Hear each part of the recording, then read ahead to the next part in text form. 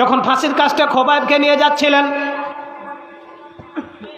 তিনি বলতেছেন হাদিসের ভাষায়, বারবার আকাশের দিকে আঙ্গুল তুলছিলেন আর বলছিলেন আল্লাহুম্মা আহসিহিম আদাদা ওয়াকতুলহুম বিদাদা ওয়ালা তুগাদির মিনহুম আহাদা।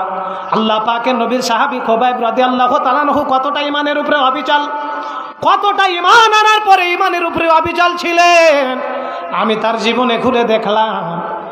এ কথা তিনটা তিনি বারবার বলতেছিলেন, আল্লাহুম্মা আহসিহিম আদাদা, আমাকে যারা হত্যা করবে তুমি তাদেরকে গনে গনে রাখো, ওয়াকতুলহুম বিদাদা, আপনি তাদেরকে গনে গনে একটা একটা করে হত্যা করো, ওয়ালা তুগাদির মিনহুম আহাদা, আমাকে যারা হত্যা করেছে আপনি তাদের একজনকেও ক্ষমা করবেন না, আপনি তাদেরকে জ্বালিয়ে দিবেন।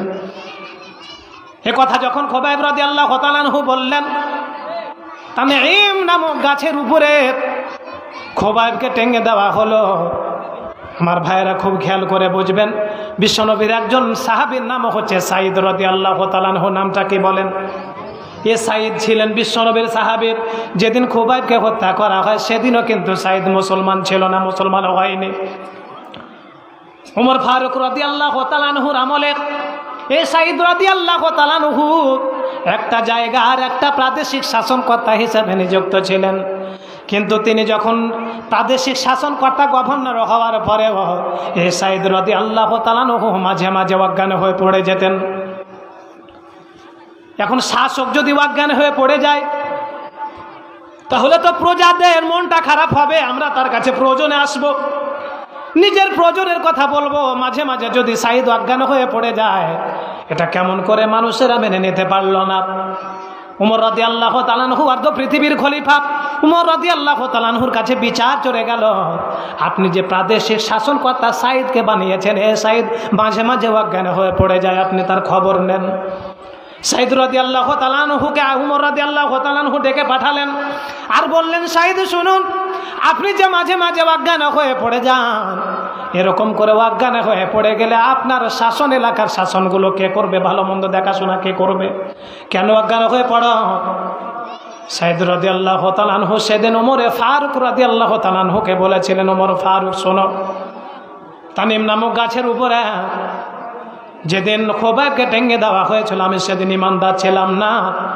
আমি সেদিন তানিম নামক গাছের চতুর্দিকে কাবা শরীফ থেকে একটু দূরে খোবাইবের হত্যা দেখার জন্য হাজারো হাজারো কাফেরেরা খোবাইবের হত্যা দেখার জন্য মানুষ জড়ো হয়েছিল। সেদিন এক জায়গাতে হয়েছিল।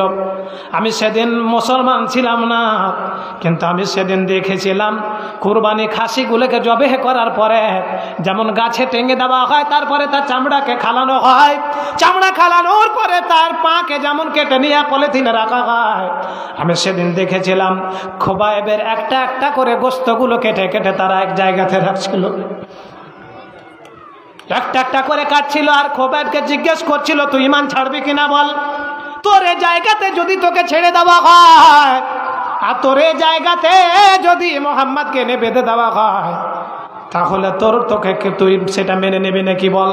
সেটা যদি করিস সেটা মেনে নিয়ে তোকে ছেড়ে দেওয়া হবে।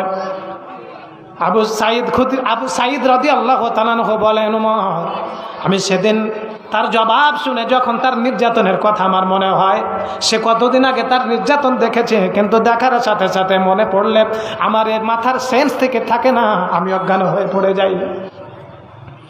সেদিন খোবাইব রাদিয়াল্লাহু তাআলা আনহু বলেছিলেন, তোমরা শোনো, আমার একটা একটা করে গোশতকে কেটে দিয়ে যদি আমাকে শেষ করে দাও, আমার মতো করে যদি আমার ছেলেকে বেঁধে দাও, আমার স্ত্রীকে বেঁধে দিয়ে একটা একটা করে মাংস তোমরা খুলে নাও, তারপরেও কাফেরের গোষ্ঠী শুনে রাখো, আমি যে আল্লাহর উপরে ঈমান এনেছি, যে বিশ্বনবীর উপরে ঈমান এনেছি, মুহাম্মদ এই জায়গায় এসে তার উপরে নির্যাতন করা হোক, আমি এটা কখনো আমার জীবন থাকতে মেনে নেব না।